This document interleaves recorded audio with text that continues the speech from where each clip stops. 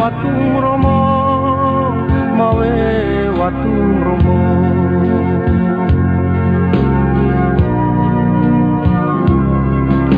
Taja yawe watung romo, yawe watung romo.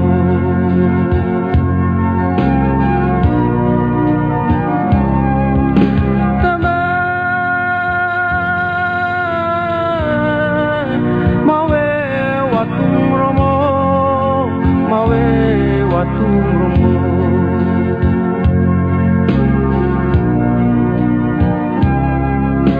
Taja yawe watung romo, yawe watung romo.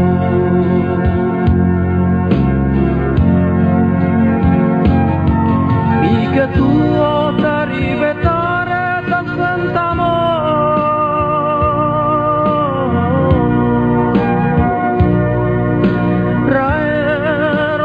temati jare ke tuo ta sentare haro yororan taja teme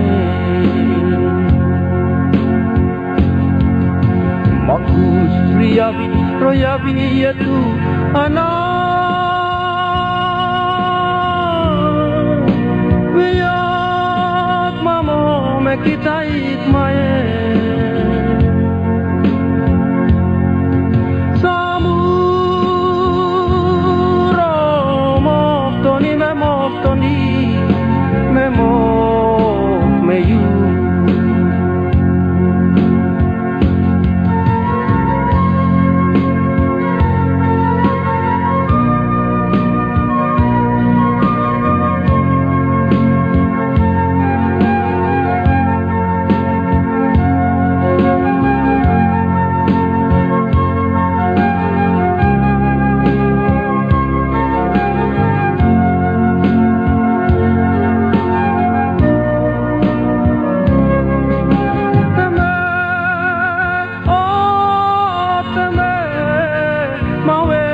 watung romo, mawe watung romo.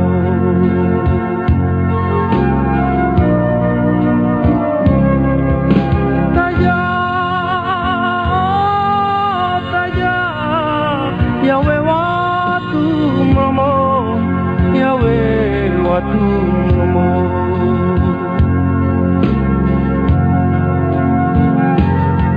Ketua tenote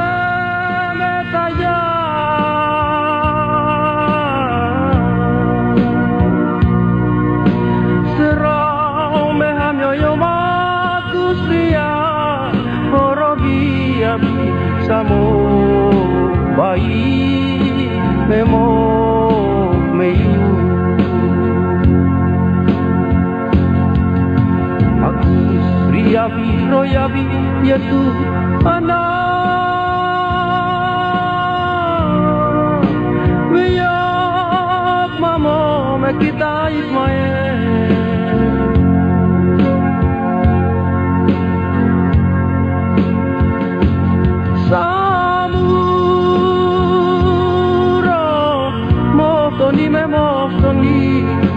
memo meyu makus riabi royabi yetu ana wiyak mamo mekitait mae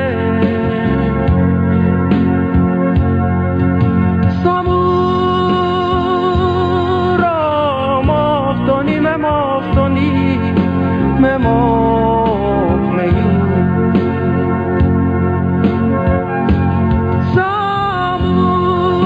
samuro moftoni memo meyu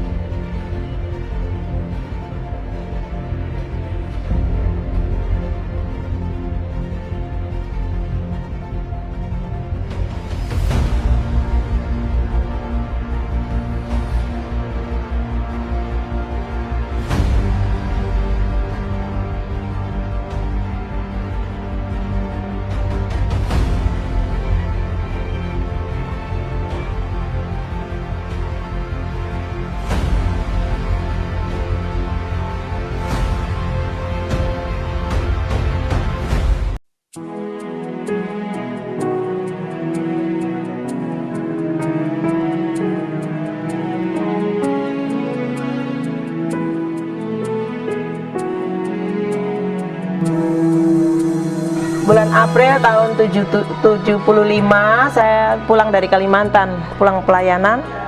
Bapak Dolfi juga bersamaan bulan April dari Papua sini, dari Jayapura ke LBTC. Ketemu kami di sana.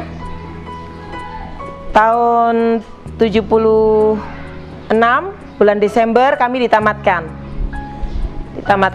Tadinya saya mau ingin pulang ke Kalimantan lagi karena udah menyatu dengan masyarakat di sana. Akhirnya ada keputusan Roh Kudus, saya harus ke Papua, Irian Jaya ya waktu itu ya, Irian Jaya. Ya sudah, saya terima karena saya roh itu lembut. Saya punya roh lembut penurut gitu. Jadi ya sudah, saya pergi saja sendirian naik kapal Tombatu dari Perak ke Papua ini 12 hari. Semua pelabuhan disinggahi. Di sini saya akhirnya diterima oleh keluarga Pak Kris Solosa.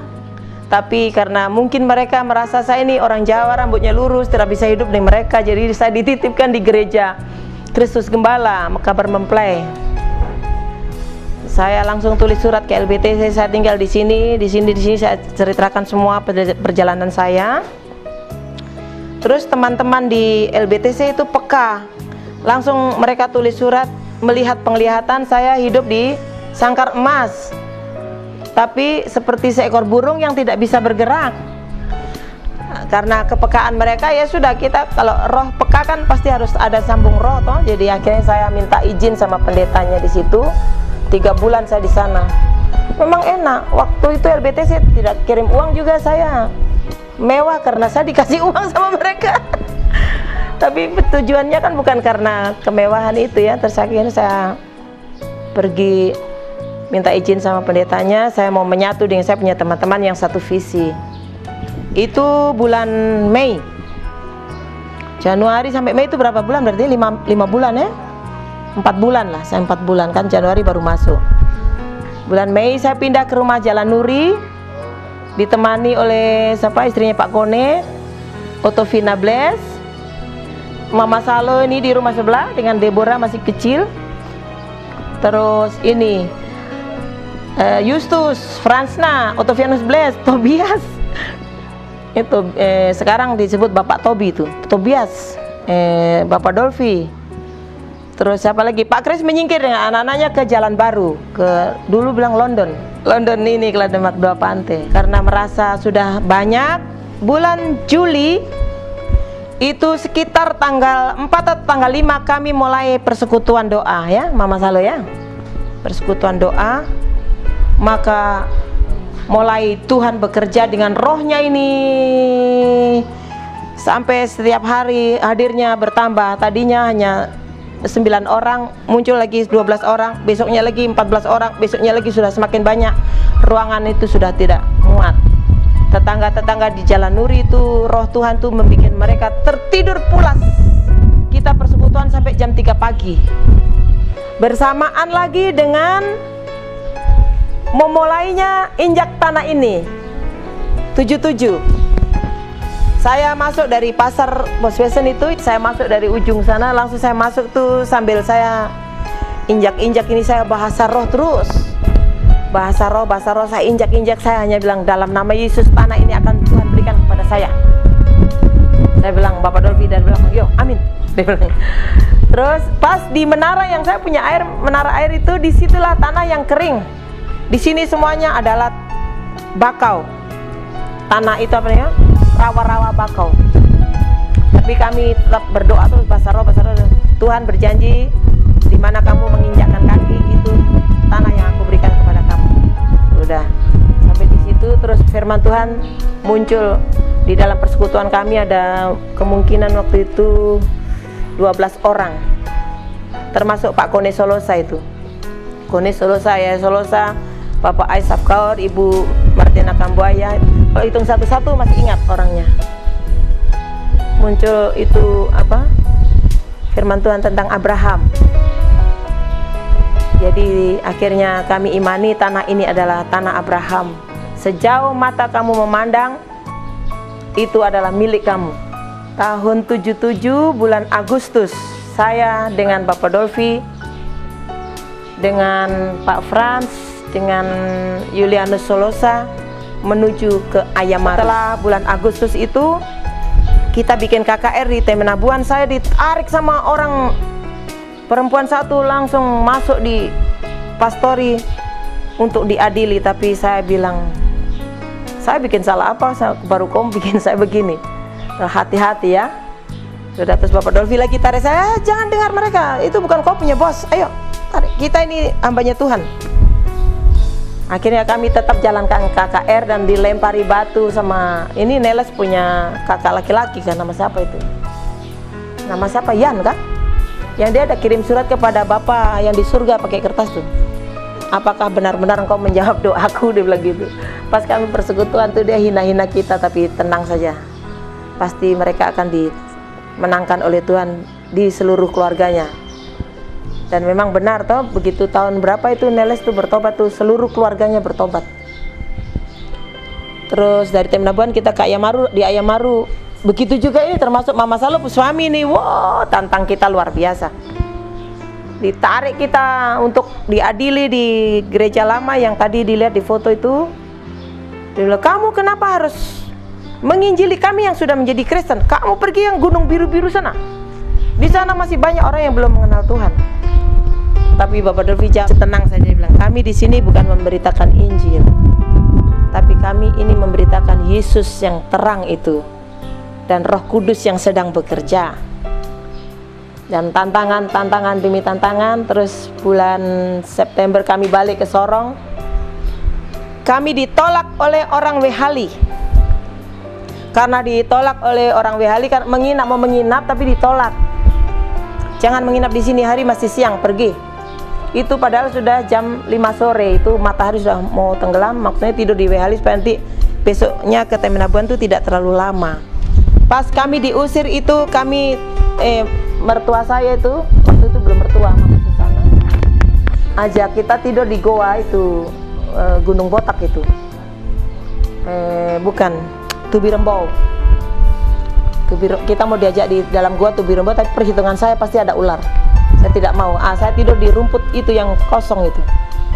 Terus, jangan, ini mendung sudah mau turun hujan nih, jangan. Terus saya bilang, mendung, hujan, tidak turun. Terus, pasti turun. Tidak turun, Mama percaya saya tidak? Sudah, akhirnya kami tidur di itu kira-kira 25 kali 25 itu Gunung Botak. Kami tidur di situ tuh, keliling itu hujan banjir, tapi di tempat yang kami tidur tidak hujan. Itu baru disitulah Mama Susana bertobat. Benar katanya, apa yang dikatakan hamba penginjil ini benar. Berarti ini yang saya harus ikut. Hari yang kami pulang dari KKR, sudah pulang gini, Bapak Dolfi melamar saya. Di Temenabuan nih Bapak Dolfi melamar saya. Dia bilang, Yul, sini dulu saya kasih tahu satu kehendak Tuhan. Mata saya sudah melotot, kehendak Tuhan apa? Saya bilang gitu. Terus, kita ini melayani Tuhan, ini kehendak Tuhannya pasti Tuhan yang punya rencana pekerjaan Tuhan di dalam hati saya. Terus, ini saya dengar suara Tuhan waktu di Lawang. Memang saya tidak minta, tapi Tuhan kasih tunjuk bahwa Tuhan itu menyediakan kamu untuk saya untuk kamu. Ya ini sudah pelayanan sama-sama ini, saya bilang gitu. Bukan, maksudnya jadi Bapak Dolfi ini juga pikir juga ngomong, karena saya keras tuh ngomongnya. Jadi apa? Maksudnya itu Tuhan bilang kamu itu adalah calon istri saya. Oh, dalam hati saya, Tuhan Yesus digenapi apa ini? Karena pulang dari Kalimantan, saya belum tahu Bapak Dolfi Punama, saya belum tahu juga dia dari mana. Tuhan langsung bilang di depan pintu yang itu dulu, Mami punya kamar itu suamimu, dia bilang gitu.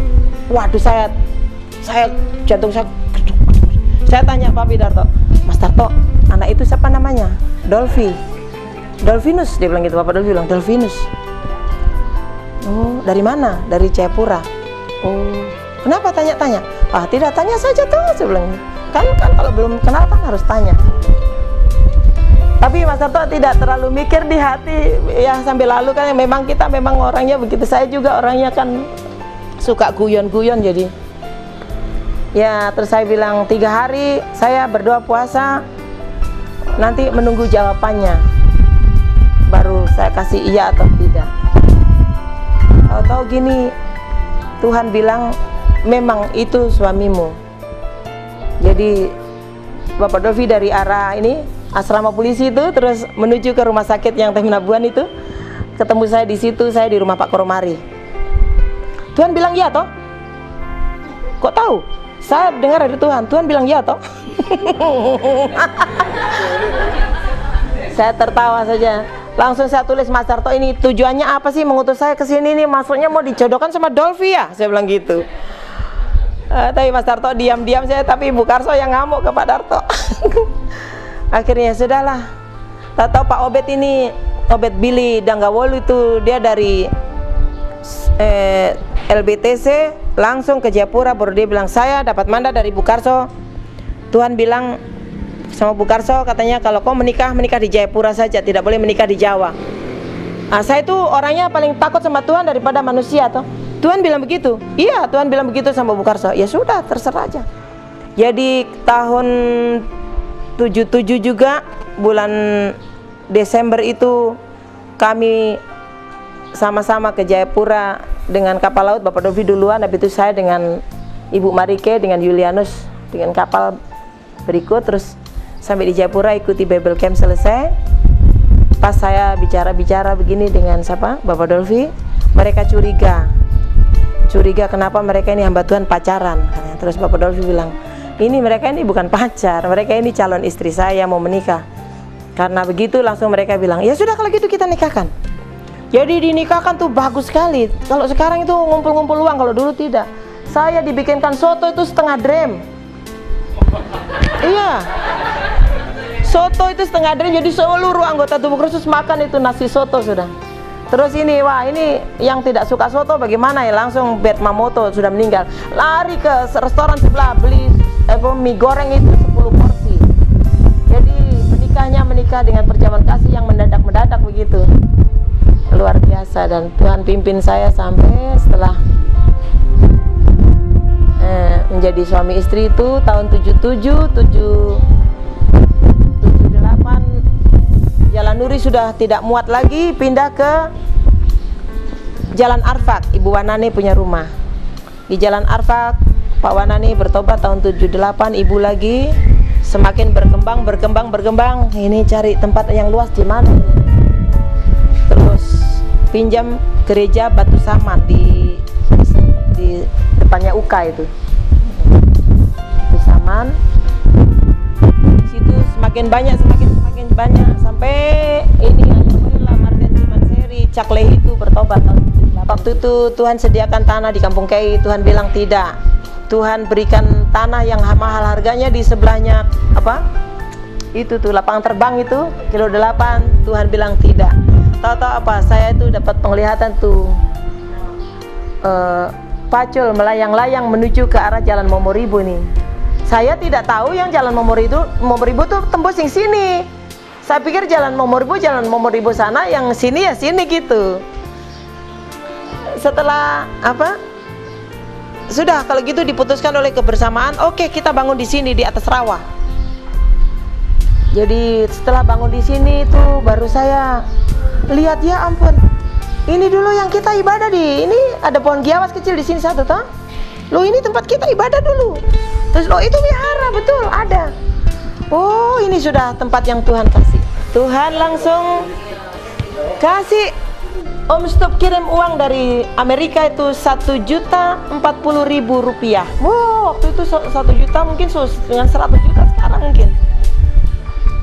Jadi tahun 77 itu Pak, 79. 1.040.000 rupiah ini. Akhirnya kami bangun rumah ini, modal ada, bangun dan akhirnya manusia bukan semakin berkurang tapi semakin banyak sampai tidak muat. Luar ini semua ada loh. Ini siapa yang bikin dorang datang padahal kami tidak menginjil. Tahu-tahu itu firman Tuhan yang mengatakan 1 kali melahirkan 1 bangsa diselamatkan itu. Jadi bukan saya dan Bapak Dolfi yang menginjil satu persatu mereka semua, tapi yang kami layani duluan ini satu berakar, satu lagi berakar, dan jadilah tubuh Kristus yang luar biasa sampai akhirnya tahun 79 itu juga kita bangun ini semakin banyak dan terciptalah kehidupan bersama-sama di dalam tubuh Kristus, melayani bersama, hidupnya bersama-sama, kepemimpinan bersama-sama. Sampai tahun 79 ya, kehidupan bersama dalam tubuh Kristus. Tahun 80 saya pindah di Rufe, dari Jalan Nuri saya pindah di Rufe sini. Tadinya hanya tempat untuk ibadah saja, tetapi saya akhirnya tinggal di sini menjaga. Tahun 82 kita bikin KKR, bikin apa? Tenda di sini, bikin tenda, bikin Bible Camp berapa hari itu. Zaman dulu kalau pesawat itu lancar itu pasti Papi sudah datang juga itu. Tahun 82 itu hanya dari Manado yang datang berapa orang, dari Jayapura itu. Dulu istrinya Gubernur Patipi itu sempat datang itu. Itu Tuhan menyatakan kemuliaannya itu, semua orang di sekitar sini itu melihat api di atas tenda. Melihat api menyala-menyala. Tuhan bekerja. 82, 83, 84 itu tahun-tahun itu tahun dimana anak-anak di Ayam Maru disesah, disiksa, di apa namanya, dipenjarakan di tempat yang rumah yang itu tuh, yang mereka dipenjarakan dalam 4 kali 6 diisi 40 orang tuh. Di situ disiksa batinnya, ditakut-takuti. Zaman waktu itu ABRI memang pegang peranan betul. Pas di sini mengalami kemuliaan yang luar biasa, di sana disiksa. Tetapi namanya pekerjaan Tuhan, semakin kamu siksa, semakin berkembang. Terus itu kan sesuai dengan firman Tuhan tuh, zaman Kisah Rasul-Rasul tuh. Dan akhirnya Tuhan itu memberkati kita bukan hanya rohani saja, tetapi jasmani juga diberkati, membangun gedung di sini yang sekarang ini, yang Bapak Dolfi punya makam di sini nih tahun 2005 Pak Andi meninggal Oktober. Itu ditemukan di dalam gennya Pak Andi itu adalah gen suku Benyamin dari bangsa Israel di dalam darahnya. Bapak Dolfi bilang, wow, itu suku Benyamin itu bukan karena dia orang Ayam Maru kah, orang apa, itu hanya karena dia orang tubuh Kristus dan Yesus, yang pokoknya siapapun yang sudah menjadi murid Tuhan bersama-sama di dalam tubuh Kristus, korek saja masing-masing darahnya pasti Israel semua itu. Bapak Dolfi bilang begitu. Jadi bukan karena kamu orang Papua kah, Ayam Maru, tidak, itu karena Yesus. Terus dia bilang, Andi saja dimakamkan di depan gereja, di halaman gereja. Kalau saya nanti dimakamkan di bawah mimbar ini, dia bilang gitu. Ini mimbar ini, dulu podium kecil itu sudah. Terus dia bilang, pegang apa? Podium kecil itu, dia bilang, podium ini sampai gereja besar ini sudah jadi podium ini tidak boleh diganti. Makanya gerejanya besar, podiumnya kecil mungkin itu, karena Bapak Dolfi bilang podium ini tidak boleh diganti, karena di bawah mimbar inilah saya akan dikuburkan. Gitu. Jadi ceritanya dikuburkan di sini ya karena itu. Jadi pekerjaan Tuhan luar biasa. Berjalannya waktu, akhirnya Tuhan memberkati dengan segala fasilitas, bangunan, Serubabel yang benar-benar setia, hamba-hamba Tuhan yang banyak pengorbanan. Jadi di sini nih bukan hanya Serubabel saja yang berkorban, hamba Tuhan juga berkorban. Dan jadilah seperti ini.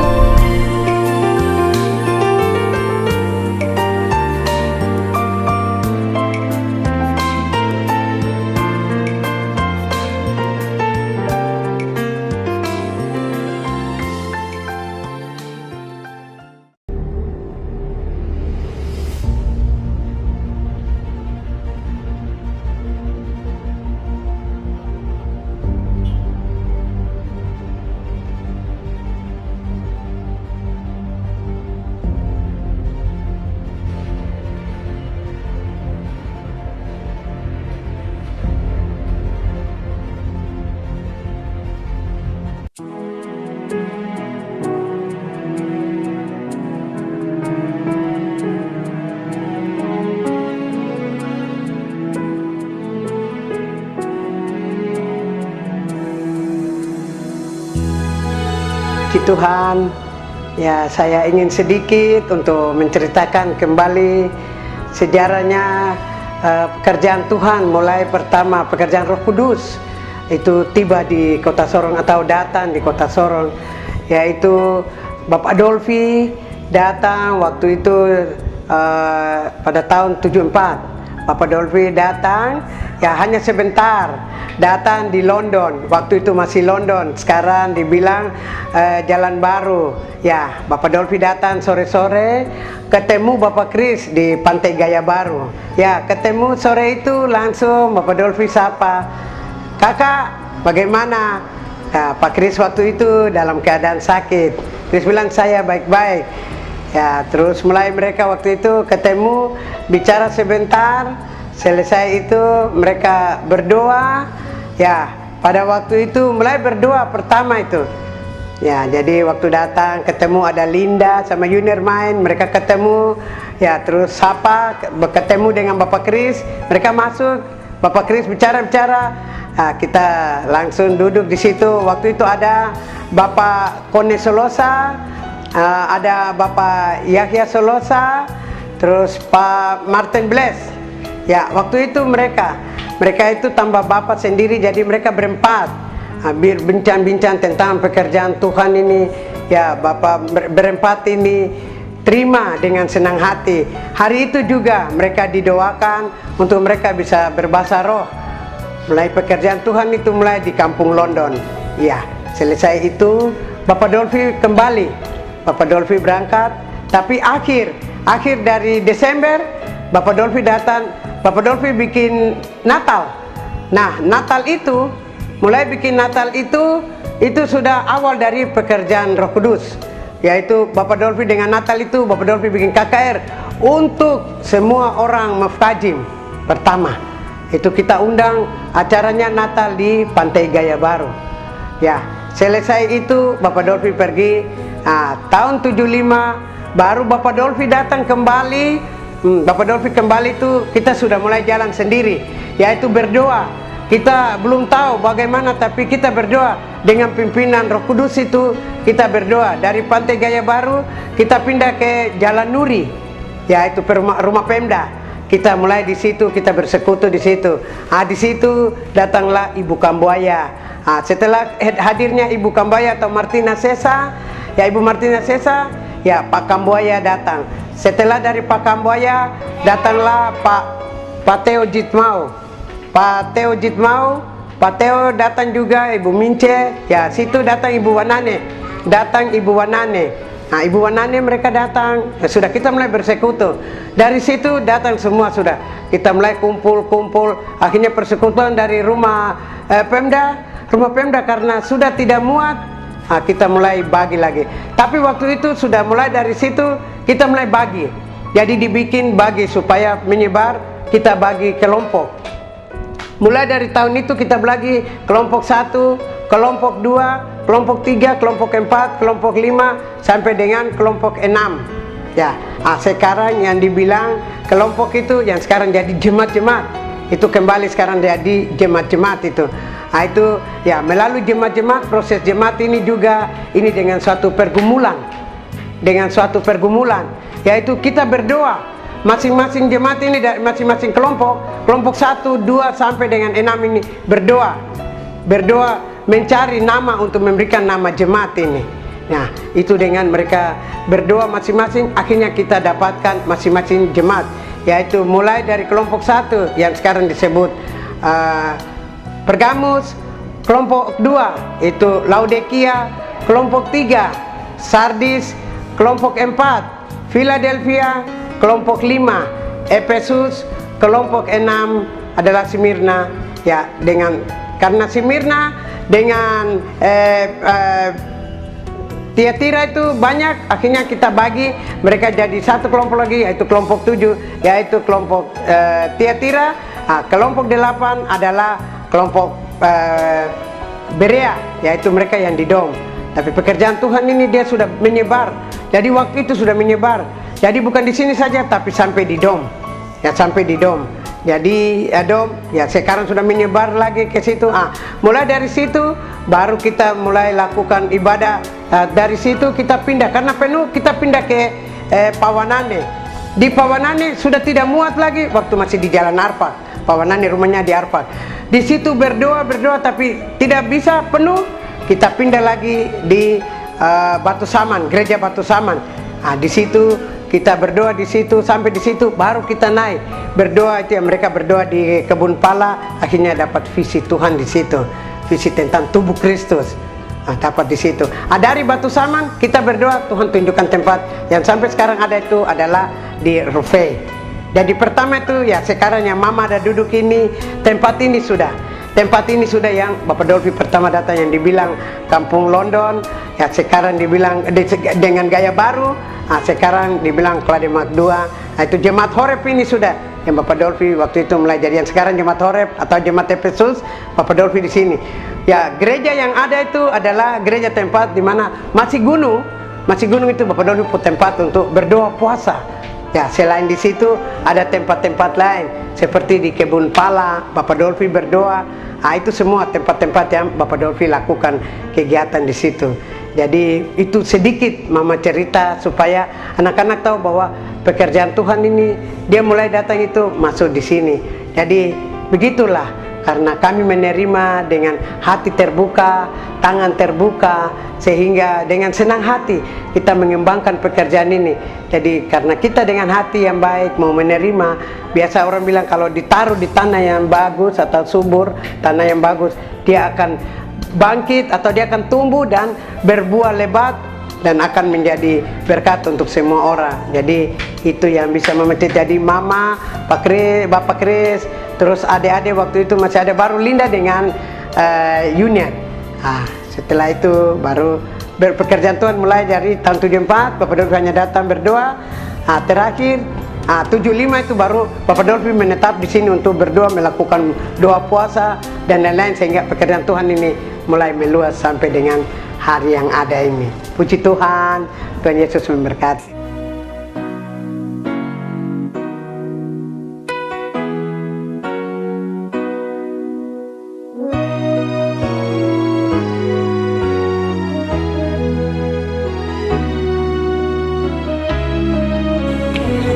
Bapak Kris ini sudah, kita mau makan tidak makan, yang penting kita bisa lihat pekerjaan Tuhan. Papa dan Mama Pujiata itu tidak pernah kami masih hidup pada nih pacak itu. Pacak itu yang dengan motor pi ambil itu jatah beras. Artinya pekerjaan Tuhan mulai dengan setelah dibangunnya training center itu, kita lebih banyak berkorban. Kita tidak tahu apa yang nanti kita akan dapat, tapi kita berkorban. Makanya akhir-akhir ini kita ajak, jangan kita takut mau berbuat buat Tuhan. Kita buat, kita itu ingat depan bahwa yang kita buat itu, kita bukan menikmati hari ini, tapi 10-20 tahun baru kita akan rasakan bagaimana campur tangan Tuhan buat kita. Jadi mungkin Mama ajak untuk kita semua, karena kita sudah merasakan bagaimana kita berbuat buat Tuhan, akhirnya sekarang kita menikmati hasilnya. Anak-anak kita diberkati, sampai dengan hari ini kita masih sehat. Sampai pekerjaan Tuhan ini melebar, menyebar ke seluruh tanah Papua.